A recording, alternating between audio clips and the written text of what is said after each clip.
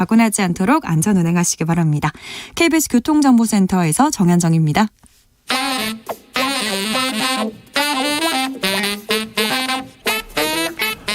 세계는 넓고 이슈는 많다.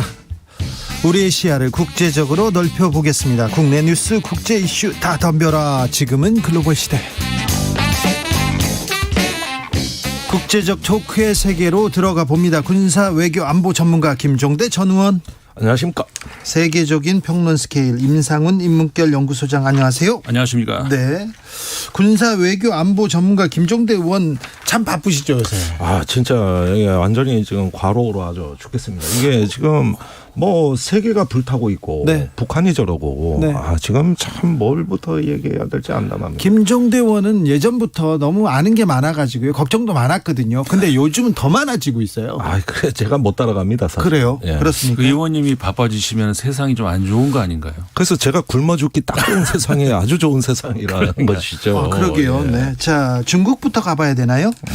시진핑 주석이 2035년에 사회주의적 방식으로 현대화를 기본적으로 완성하고 2049년에 세계 제1의 국가가 되겠다, 이렇게 얘기했습니다. 말이에요. 네. 이 발언 어떻게 보셨어요?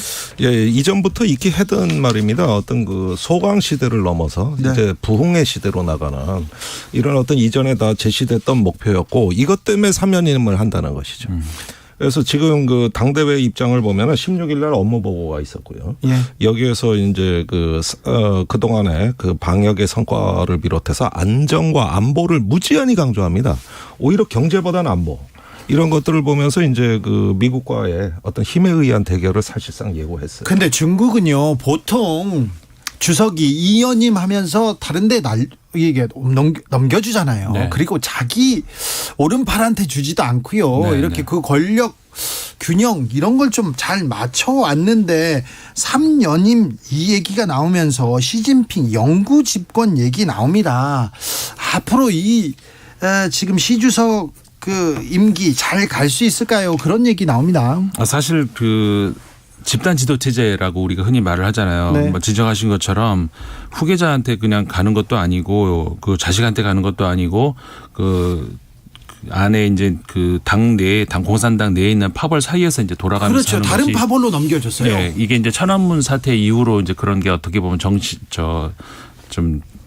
규정이 돼 왔었는데, 무슨 법률상의 규정은 없지만 어쨌든 불문율이 네. 돼 왔었는데, 사실 그 전에 장쩌민 시대와 후진타오 시대 때의 권력 투쟁이 어떻게 보면 두 세력을 공청단이라고 흔히 하는 것, 그다음에 상하이방이라고 하는 그 두 세력을 약화시킨 측면이 있어요.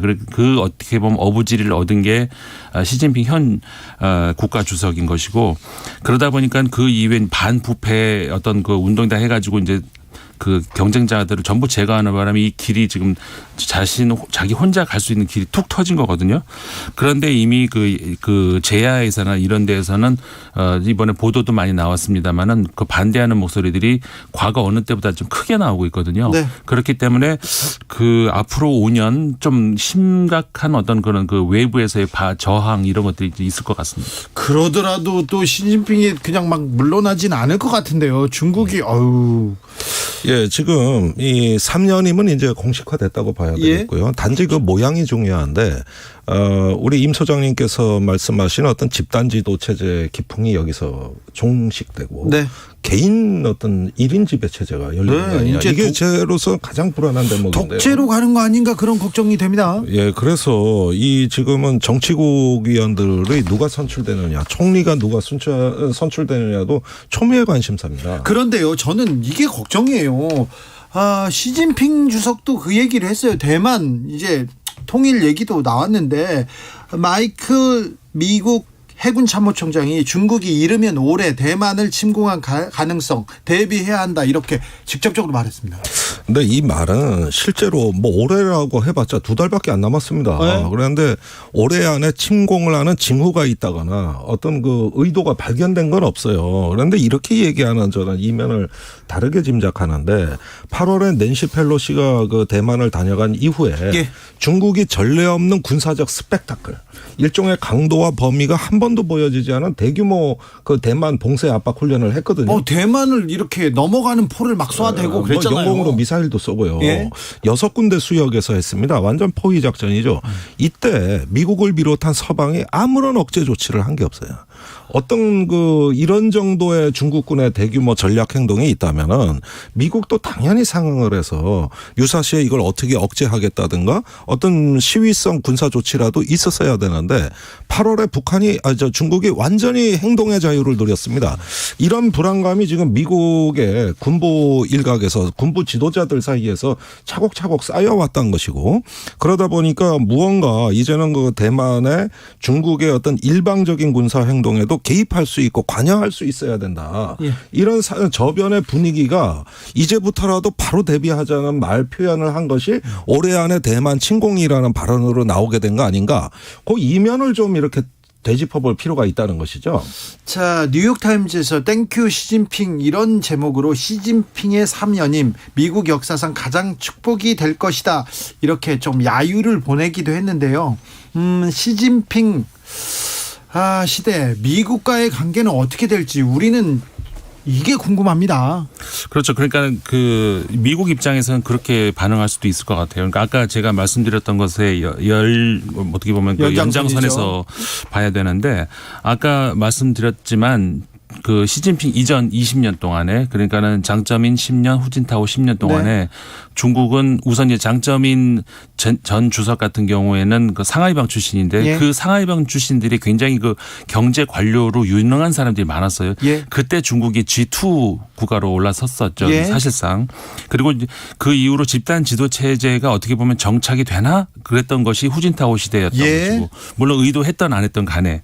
그러면서 이게 중국식 모델이라는 것이 가능하구나. 그러면서 미국 입장에서도 여긴 어느 정도의 그럼 대화의 상대로 여겨야 되는 거 아닌가 싶었던 그런 것이 전 세계에서 중국을 동반자로 생각했어요. 그러니까요. 하나의 이제 모델이 되는 거다라고 생각을 했었죠. 네. 그런데 아까 의원님 말씀하신 것처럼 지금 시진핑 시대에 들어와 가지고는 과거 마오쩌둥 같은 그런 1인 지배 체제에서였던 상징적인 어떤 누구도 터치할 수 없는 그런 것도 아니고, 그렇다고 해서 어떤 모델로서의 집단 지도 체제도 아니고, 네. 그러니까는 한 명이 지배하는데 그런 어떤 마오쩌둥 같은 그런 시대의 그런 건 아니고, 그러니까 이게 애매한 상황으로 가버린 거라는 것이죠. 애매합니다. 인민 영수가 뭐예요? 영식이 영수도 아니고 이건.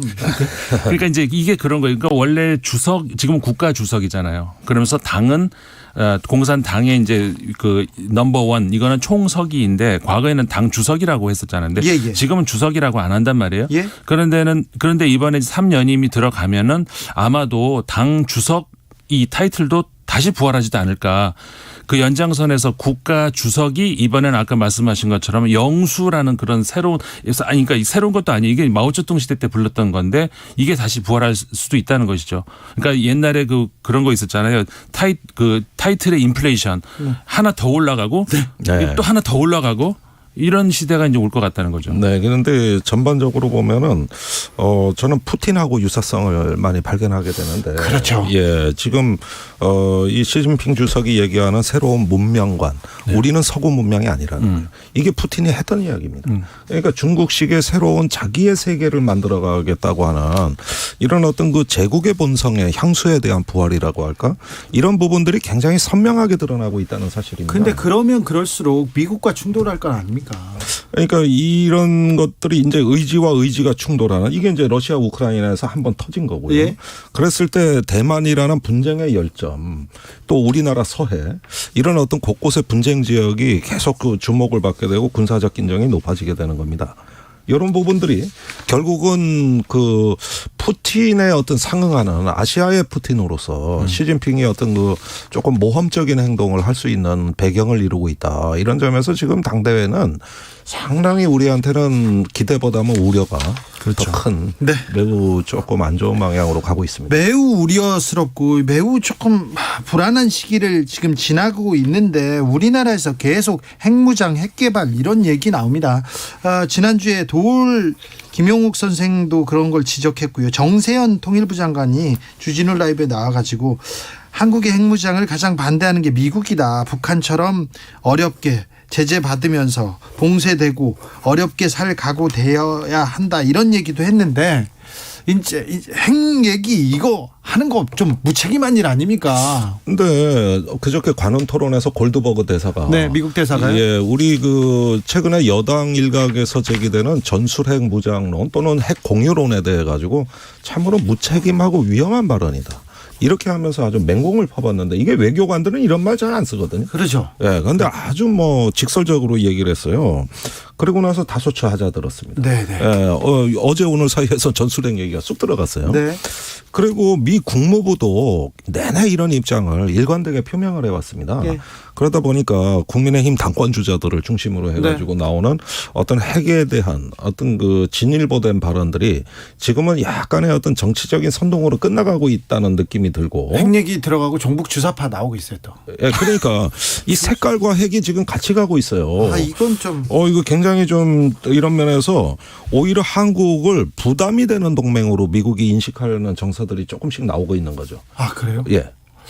아이고 참 중국도 지금 걱정이고요. 우크라이나 전쟁은 계속 좀 심각해지는데 여기에서 우리가 핵 얘기하고 종북 얘기할 때가 아닌데 뭐하나 이런 생각도 해봅니다. 우크라이나 전쟁은 좀 심각해집니다. 우크라이나 발전소를 계속 지금 폭파시키고 있습니까? 에너지 전쟁으로 비화한다 이런 지적도 있습니다. 예, 지금 그 우크라이나 같은 경우에는 전력이 진짜 부족한 것 같아요. 예. 그러니까 말씀하신 것처럼 미사일, 드론 이런 공격으로 해가지고 주로 이제 그 전력 그 전력을 생산하는 그런 전력지 이런 곳을 이제 많이 발전소 주로 폭격을 하고 있거든요. 네. 그래가지고 지금 부분적으로 계속해서 이제 단전을 하고 있는 그런 동네들이 계속 이제 돌면서 하고 있거든요. 이게 한동안 특히 그러니까 러시아 같은 경우에는 올 겨울 전기, 가스, 물 이런 것들을 그 민간인들로 공급되는 이런 것들을 끊어가지고 더 이상의 그 버틸 수 있는 능력을 이제 없애겠다는 그런 전략으로 보여지거든요. 예, 이게 새로운 전쟁 양상인데 키이우 북부에 러시아군이 주둔했을 때도 전기 통신 시설은 공격하지 않았습니다. 아 그래요? 예, 그런데 그 사이에 우크라이나가 사실은 세계적인 IT 국가예요. 휴대폰 보급률이 60%가 넘습니다. 거기에 정부의 뛰어난 우크라이나 정부의 그 포탈 앱 이런 것들이 다 이제 국가의 기능 유지에 활용이 돼 왔고 드론을 또 운영했던 나라입니다. 근데 이게 다 전기입니다. 그러니까 전력이 끊어지면 이것이 이제 정부 기능을 유지하는 하나의 정부의 그 소통 체계, 통신 체계가 마비될 수 있는 거고 더 나아가서는 이제 그 간헐적으로 사용해왔던 여러 가지 GPS라든가 드론이라든가 이런 스타링크 위성 체계라든가 이런 게 다 전기의 부족으로 마비될 수 있는 거거든요. 그런 점에서 이제 푸틴이 국가 핵심 기반을 체계적으로 파괴함으로써 우크라이나의 국가 기능을 약화시키고 더 나아가선 전쟁 수행 능력까지도 사실은 마비시킬 수 있는 그럼 이런 전쟁 공격을 하는 거거든요. 어떤 양상으로 변할까요? 그러면은 다시 원시 전쟁으로 되돌아가는 겁니다. 그러니까 재래식인데 그 충돌이 있는 일로 그 계속 이어지게 되면 소모전이 되는 것이죠. 장기전이 지금은 되고. 우크라이나가 나름대로 이렇게 저항할 수 있었던 것은 뛰어난 통신망하고 인공위성이 제공해주는 그 상업위성용 어떤 위성 사진 영상 이런 것들로 꽤나 현대적인 전쟁을 해온 건데 이 모든 출발이 에너지 전입니다. 그러니까 드론도 자동차에서 우리 왜 담뱃불 붙이는 그런 정도의 전력 요걸로도 다 충전이 됐거든요. 그런데 에너지와 전기가 부족해지면은 연쇄적으로 이런 부분이 타격을 입게 되는 겁니다. 자, 현대전은 드론 전쟁으로 볼 수 있습니까? 드론이 엄청나게 활약을 하고 있더라고요. 네. 이번 전쟁의 아주 주요한 특징이죠. 특히 그 드론 터키제 바이락타르 드론을 우크라이나가 효과적으로 활용해서 전쟁 초기. 바이락타르? 예, 바이락타르라고 네. 합니다. 이걸 이제 그 비대칭 전력으로 활용을 했던 것인데 이 방식이 지금은 러시아가 사용하고 있습니다. 이란제 그 샤헤드 드론을 최근에 다량으로 그 수입을 해가지고 지금 격추된 것만 223대라고 하니까 실제로는 수천 대가 활용된 걸로 보여지는데 바로 이 드론이 그 국가 핵심 기관망을 공격하는 것이죠. 이란제 드론도 있고. 그런데 그 러시아도 드론이 있었잖아요. 네. 그리고 미사일도 있어. 근데 미사일 공격보다 드론 공격이 많아지고 그리고 수입 그러니까 이란제 드론을 많이 사용한다는 이야기는 러시아의 드론이 그만큼 많이 이제 더 이상 사용할 수 없을 만큼 그 타격을 받았다던가 그런 건 아닐까요? 근데 러시아 드론이 사실 뛰어납니다.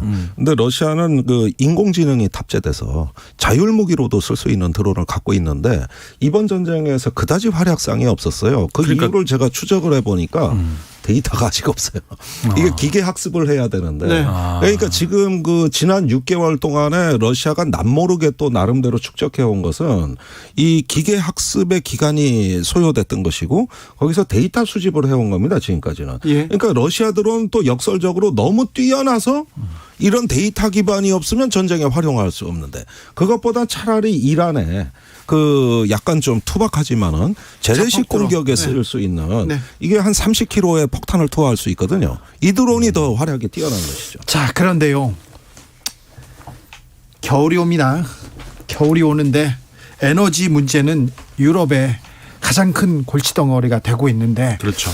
외교적으로 그 EU 국가들은 지금 조금 러시아 우크라이나 전쟁을 대하는 자세가 조금 달라지는 것 같아요.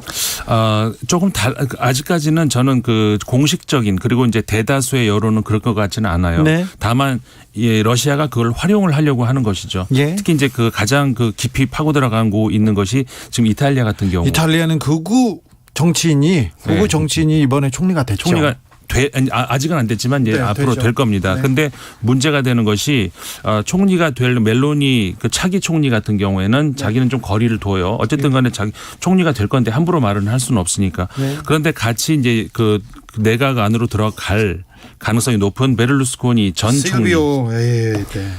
그 지금 멜로니 차기 총리한테 자기 법무장관 달라. 예. 이제 그러고 이제 이게 안 들어주고 있거든요. 왜냐하면은 지난 총선에서 이탈리아 형제들 그러니까 극우 정당이 26%를 얻은 반면에 네. 이 전진 이탈리아 그러니까 베를루스코니는 8%밖에 못 얻었어요. 그러니까는 총선 전에는 같이 하겠다 했는데 총선 끝나면서는 좀 빼려고 하거든요. 근데 네. 그 베를루스코니가 이 푸틴하고 절친 아닙니까? 네. 근데 최근에 이상한 녹취록이 이제 공개가 되면서 그러니까 이탈리아 같은 경우에는 지금 푸틴이 가장 집요하게 이제 여론을 분열시킬 수 있는 그런 단계까지 와 있고 네. 아직까지는 뭐 프랑스나 독일 이런 경우에는 그렇게 절대 다수 여론이라든가 정부의 공식 입장이 그렇게까지 가지는 않고 이태리도 그렇게 막 도망가지는 않을 거예요. 이태리에 또 민주 정신이 있는데요. 역사가 있고요. 저기 영국의 리즈 트러스 총리는 예.